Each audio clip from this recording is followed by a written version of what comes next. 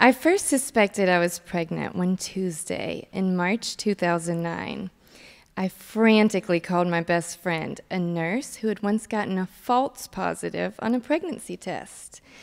In her matter-of-fact, yet compassionate way, she told me no one had ever gotten 6 false positives and that I was going to be a mama. I panicked. I could just barely take care of my cat. I wasn't ready for the responsibility of a human. But by 20 weeks, I was like most other pregnant ladies in the world, so eager to know if I was growing a little lady or a little boy in my belly. At the ultrasound, we found out it was going to be a boy. But we were blindsided when that became the tiny news of the day, because we also found out he had a clubfoot.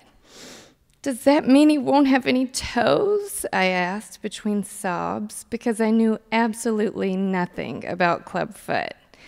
I learned it is called clubfoot because the foot looks like a golf club. There's almost no heel, and the front of the foot is turned in and down. In our case, our son's foot was shaped like the letter U. So we began preparing. We interviewed doctors. I spent hours researching methods of treatment and looking at pictures of babies born with clubfoot. Although my baby wasn't even born yet, I began to worry like a mother. Would he be able to walk? Would he be able to run? Would he be able to play like other kids? Would it affect how people perceived him? He got his first cast when he was 5 days old. We began a routine that felt normal to us, although different than most other new parents. Every Friday, I peeled his cast off and gave him a bath. I cherished those few hours of him without a cast. I kissed his toes and rubbed his little leg.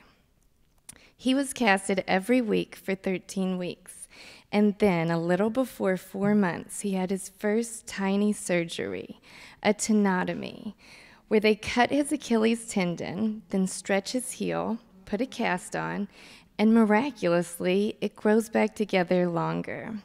My husband and I both watched, mildly horrified, as the doctor inserted a scalpel into the back of his heel and sliced his Achilles tendon apart. When he was about 5 months old, we started using the bar, a steel bar between special shoes that connected his feet and turned them outwards.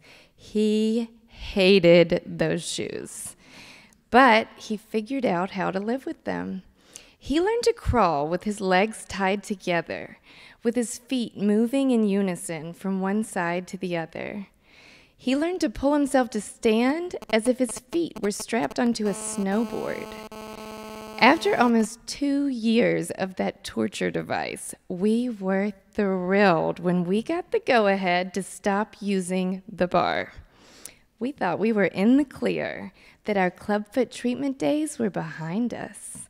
But our doctor in Denver repeatedly warned us that we weren't out of the woods yet.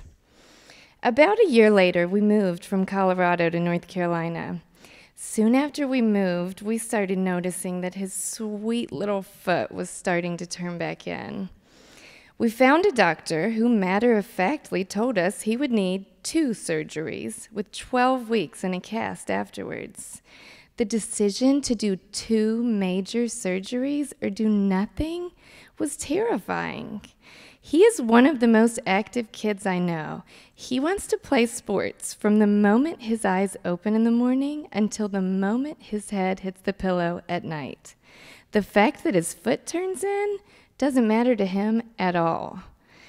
I agonized about the decision and once again worried how it would affect his life, his friendships, his school, his brother, his everything. For him to be unable to walk for up to 3 months, to have to crawl or be carried everywhere. But how would it affect his life 20 years from now if we chose to do nothing? The process was awful. If I could have switched bodies with him, I would have. It hurt to see him in so much pain after the surgeries.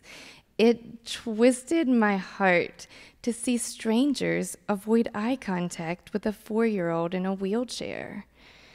But despite the pain and discomfort, his amazing tenacity and sheer grit prevailed once again. He focused on everything he can do. Once he put his mind to it, he could do almost anything he wanted. Once he got his walking cast, the nurse warned us that he might not even try to walk for at least 2 weeks. She didn't know Tasman. He walked the next day, and then he learned to run and bike in that cast. And now, cast-free, he gets stronger and faster with each passing day, and he's taught me the true meaning of strength.